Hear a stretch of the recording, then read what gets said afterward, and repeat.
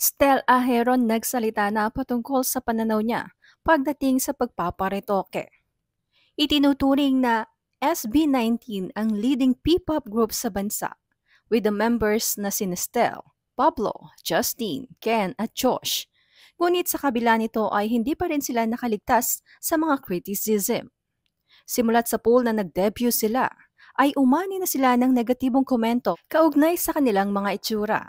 Even after making efforts para sa kanilang personal growth at pag-e-enhance sa kanilang mga itsura, ay hindi pa rin nawala ang kabi-kabilang pamimintas sa kanilang mga looks. Lalo na nga si Estelle na naging target ng name-calling and criticism, kung saan ayon pa sa mga netizens ay nagpagawa raw ng ilong si Estelle bilang part ng kanyang glow up. At sa kanyang interview with kapuso mo Jessica Soho na umere noong last Sunday, June 16, ay diretsahan siyang tinanong ni Jessica Soho, "Pasensya na, Stel ha? Pinaayos daw yung ilong mo?" Sagot ni Stel, "Well, this time, sa panahon po ngayon, wala naman po kasing masama when it comes to enhancing yourself. Hashtag self-love. Kung dun ka magiging masaya, dun ka magiging confident, ano naman. Tsaka ang mahalaga kung may budget ka, ipagawa mo na." Binanggit din ni Stel kung paano siyang nai-insecure noong una patungkol sa self-care. Aniya, kasi before parang na-experience ko ito. Parang gusto ko i-improve yung sarili ko, pero nandoon yung maliit na bagay na iniisip mo na baka ma-judge ako, parang ganun. Like yung, kahit yung simple step o yung first step na magpunta sa derma para magpa-facial, parang dati natatakot ako. Kasi baka mamaya ma-judge ako, so sasabihin, bakit ka nagpapaganyan? Mahal niyan. Kaya ba ng budget mo? Kaya mo bang i-maintain yung ganyan? So dati pa lang iniisip ko yan, parang hindi ko kaya. So yung gusto kong gawing first step for myself, hindi ko masimulan dahil sa mga iniisip ko at dahil sa iniisip kong sasabihin ng ibang tao sa akin. Inamin din ni Estelle na nagkaroon siya ng anxiety dahil sa cosmetic enhancement and made a remark about the current generation's positive attitude towards self-improvement. Ani Estelle, kasi alam mo yun, hindi lang sa willing sila na mag-set up and i-improve yung sarili nila. Also, willing din sila para i-educate yung mga tao and yung i-educate and parang tulungan yung ibang tao na may concern din sa sarili nila.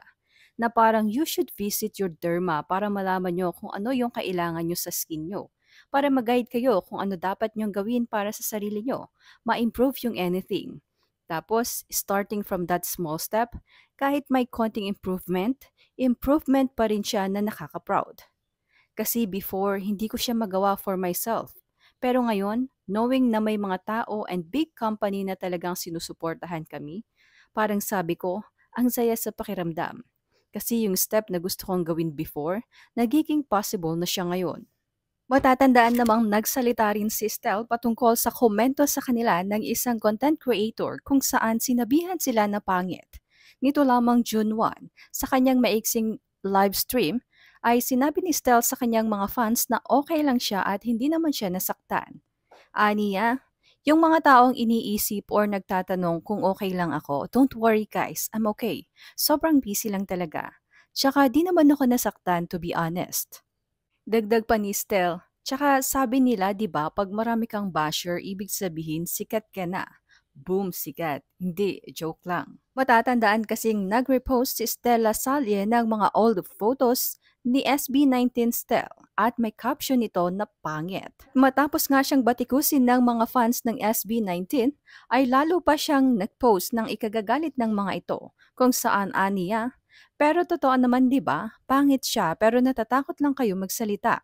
Kalaunan ay tinanggal din ni Stella ang kanyang post. Ngunit may sumunod pa siyang sinabi kung saan aniya, "Delete ko na nga, OA nyo, leche, totoo naman sinasabi ko." Matapos naman ng ginawang ito ni Stella ay tinanggal siya ng Colorette Cosmetics CEO na si Nina Elaine Dizon dahil sa kanyang mga pinagagawa, saying they were committed to self-love and empowerment. Kalaunan naman ay naglabas ng public apology si Stella para kay Steph. Aniya, gusto ko pong humingi ng paumanhin direkta mismo kay Stell ng SB19 at sa mga taong nasaktan ko dahil sa aking mga pahayag. Ako po ay nagte-take ng full responsibility sa aking nagawang pahayag at naiintindihan ko po ang pwedeng maging impact nito kay Stell. Humihingi po ako ng sorry dahil maging ako po'y biktima rin ng bullying dahil sa aking physical appearance at immature pong maituturing na gawin din ito sa ibang tao.